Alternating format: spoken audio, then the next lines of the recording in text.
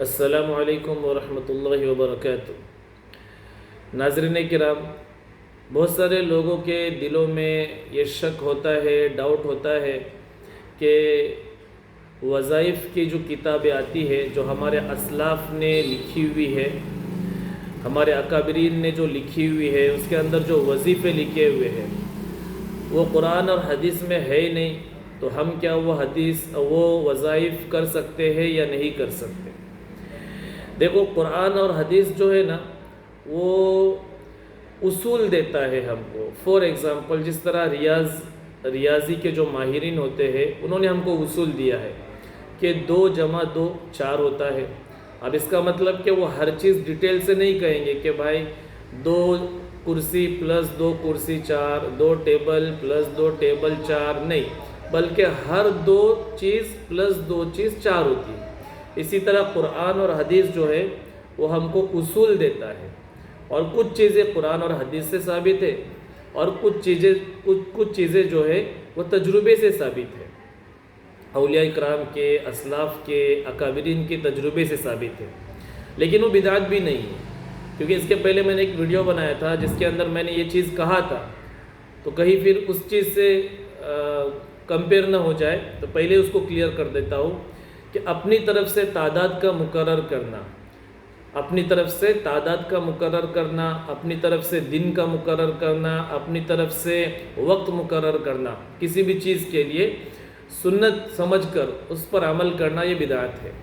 تو یہ چیز بھی اولیاء کرام نے، اسلاف نے ان کے تجربے سے کوانٹیٹی، تعداد جو مقرر کی ہے، تو کہیں کیا وہ چیز بدعت تو نہیں بنتی؟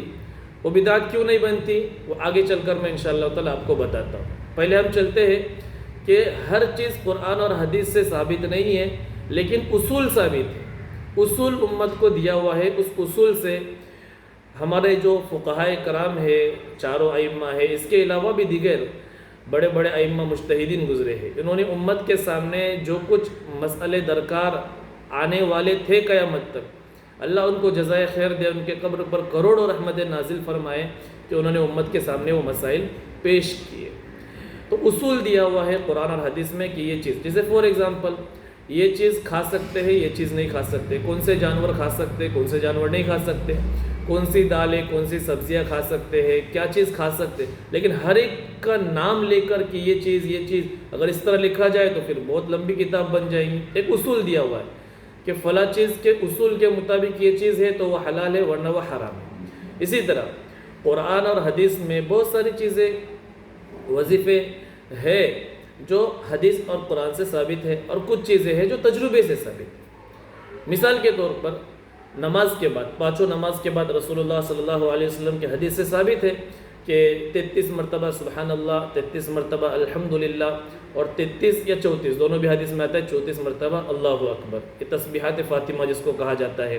اسی طرح فجر کی نماز کے بعد، عصر کی نماز کے بعد، اور مغرب کی نماز کے بعد چوتھا کلمہ لا الہ الا اللہ وحدہ لا شریک لہ، آخر تک یہ 10 مرتبہ ہے۔ اور اللہم انت السلام ومنک السلام تبارک ربنا وتعالیت یا ذا الجلال والاکرام، اللہم اعنی علی ذکرک وشکرک وطاعتک وحسن عبادتک، اللہم لا مانع لما اعطیت ولا معطی لما منعت ولا ينفع ذا الجد منک الجد۔ بہت ساری دعائیں ہیں جو حدیث میں رسول اللہ صلی اللہ علیہ وسلم سے ثابت ہے۔ اب میں وہ بھی ساری چیزیں ڈیٹیل میں نہیں بتاتا، آپ لوگ کو سب پتہ ہے، ہم بچپن سے پڑھتے آ رہے ہیں، تو وہ بہت ساری چیزیں جو ہے وہ حدیث سے ثابت ہے۔ لیکن کچھ چیزیں ایسے ہیں جو ہمارے اولیاء کرام، ہمارے اسلاف، ہمارے اکابرین، ان کے تجربے سے ثابت ہے، اور وہی جو میں نے پہلے ویڈیو میں بتایا تھا تعویذات کے تعلق سے، کہ پورے دلائل کے ساتھ میں نے اس کے اندر بتایا تھا کہ تعویذات پہ نہ شرک ہے یا جائز ہے، یہ میں نے پورا پہلے ویڈیو کے اندر بتایا تھا۔ اسی طرح اب یہ بھی دوبارہ میں بتا رہا ہوں کہ جو چیز تجربے سے ثابت ہے وہ ضروری نہیں ہے کہ وہ شرک ہی ہو یا وہ چیز غلط ہی ہو، کیونکہ ہمارے اسلاف اور اکابرین نے قرآن اور حدیث سے ہی وہ چیزیں نکالے ہیں، اور اس کو دین سمجھ کر ہم نہیں کر رہے۔ جیسے تجربے سے کیا چیزیں ثابت ہے، جس طرح فور ایگزامپل، کسی کو سینے میں تکلیف ہے، سینے میں درد ہو رہا ہے، اب اس کے لیے قرآن کی آیت ہے الا بذکر اللہ تطمئن القلوب، الا بذکر اللہ تطمئن القلوب، یہ حالانکہ قرآن کی آیت ہے، لیکن اس کو قرآن میں تو اللہ رب العزت نے اس کے لیے فرمایا ہے کہ اللہ کے دلوں سے ہی اللہ کے ذکر سے ہی دلوں کو سکون محسوس ہوگا، دلوں کو اطمینان محسوس ہوگا۔ اب کسی عالم نے، کسی اللہ والے نے، کسی بزرگ نے اس کے اوپر ریسرچ کیا اور اس آیت کو پڑھا، ایک کوانٹیٹی، ایک تعداد سے پڑھا، اور اس سے ان کو فائدہ ہوا کہ جن کے دل میں گھبراہٹ ہوتی ہے، جن کے دل سینے میں درد ہوتا ہے، تو اتنی مرتبہ اس کو پڑھنے کے بعد اس کا سینے کا درد ختم ہو گیا، تو انہوں نے دوسرے کو بتایا، دوسرے نے تیسرے کو بتایا، تیسرے نے چوتھے کو بتایا، اور وہ چیز چلتے آ رہی، پھر وہ کتابوں میں چھپی گئی۔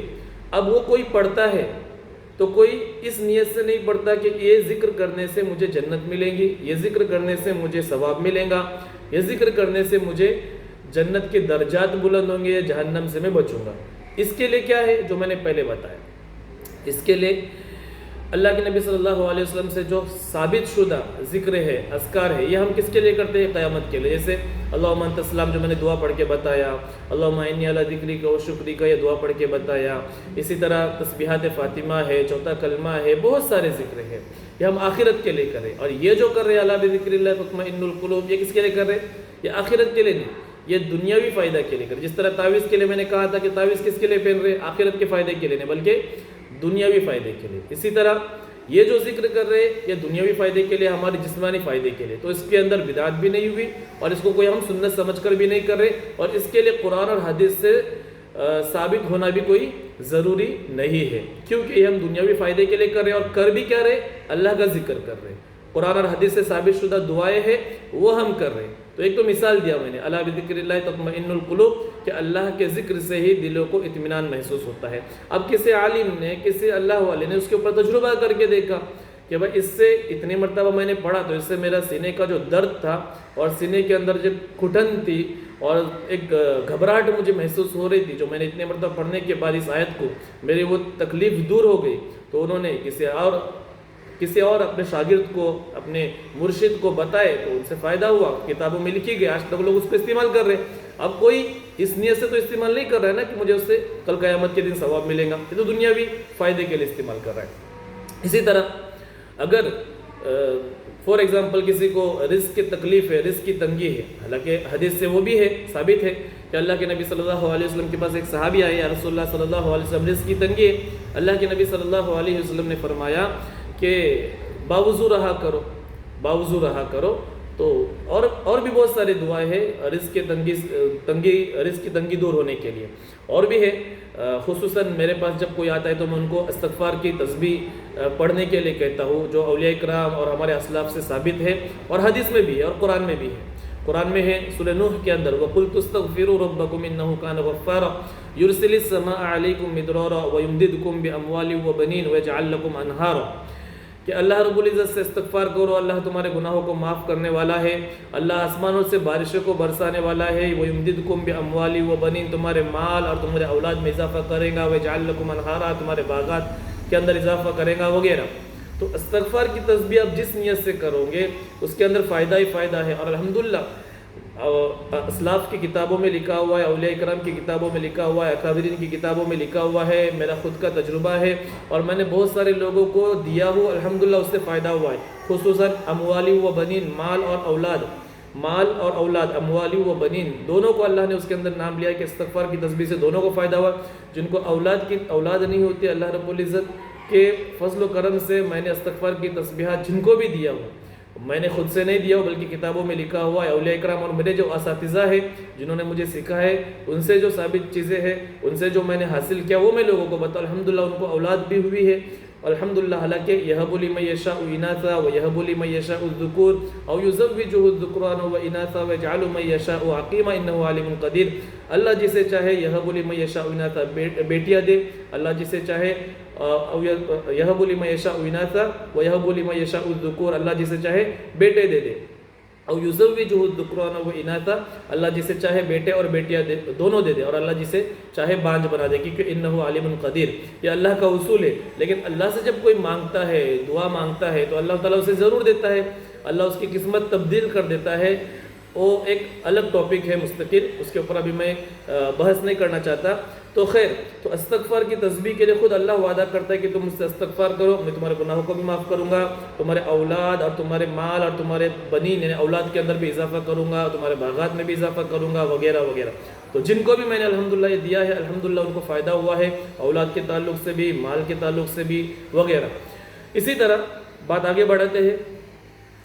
اب اللہ کے نبی صلی اللہ علیہ وسلم کے پاس جب کوئی آتا ہے رسول اللہ رزق کی تنگی ہے، تو اللہ کے نبی صلی اللہ علیہ وسلم کو فرماتے کہ باوضو رہا کرو، استغفار کی کثرت کیا کرو. یہ تو اللہ کے نبی صلی اللہ علیہ وسلم سے ثابت ہے. اس کے علاوہ اولیاء اکرام نے اور بھی چیزوں پر تجربہ کیا، ریسرچ کیا، اس سے ان کو فائدہ ہوا، انہوں نے لوگوں کو بتایا، آج ہم تک وہ پہنچی ہے. تو اب رزق کے تعلق سے بھی ہم اگر کوئی وظیفہ کرتے ہیں تو کوئی آخرت کے لیے تو وظیفہ کر نہیں رہے، تو اس کے اندر حلال حرام کا کوئی مسئلہ نہیں آتا، سنت کا کوئی بدعت کا کوئی مسئلہ آتا نہیں، کیونکہ ہم دنیاوی فائدے کے لیے کریں.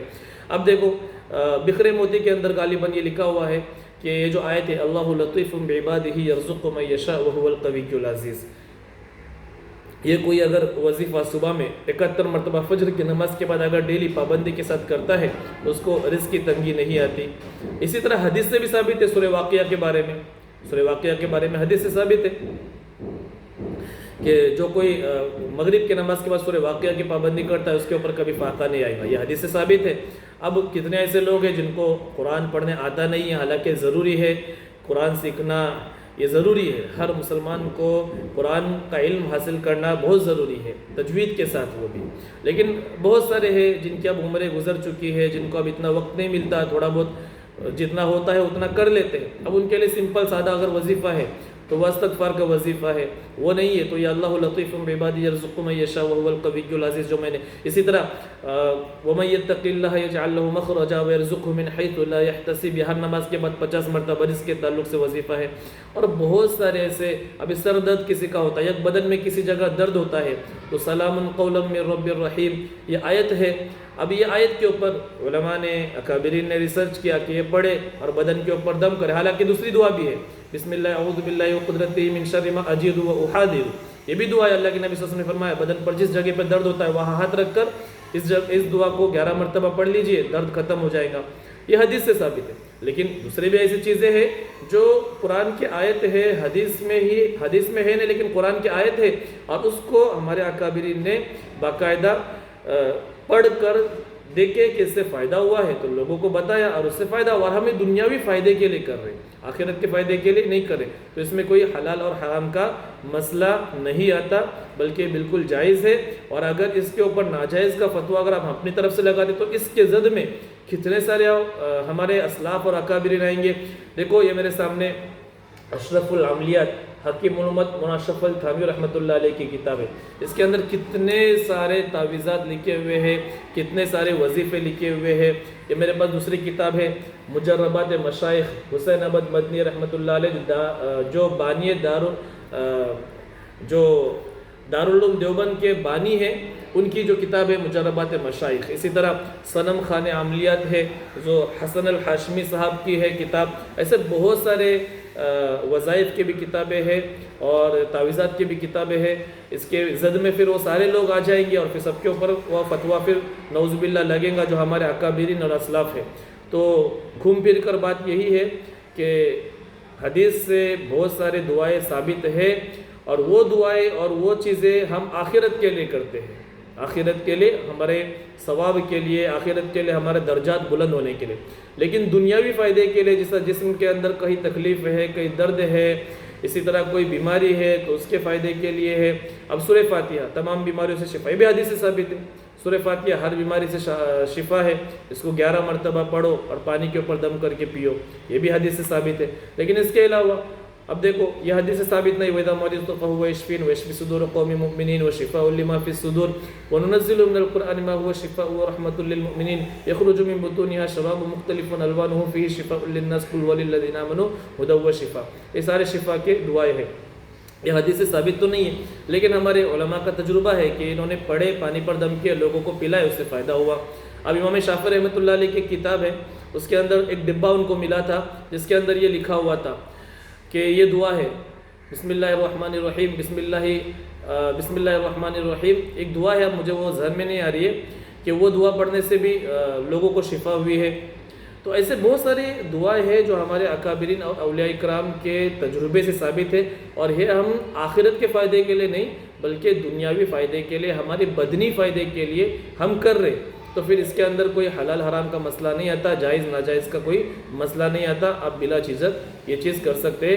اللہ تبارک و تعالیٰ سے دعا ہے کہ اللہ تبارک و تعالیٰ ہم کو دین کی صحیح سمجھ عطا فرمائے۔ وآخر دعوانا ان الحمد للہ رب العالمین۔ السلام علیکم ورحمۃ اللہ وبرکاتہ۔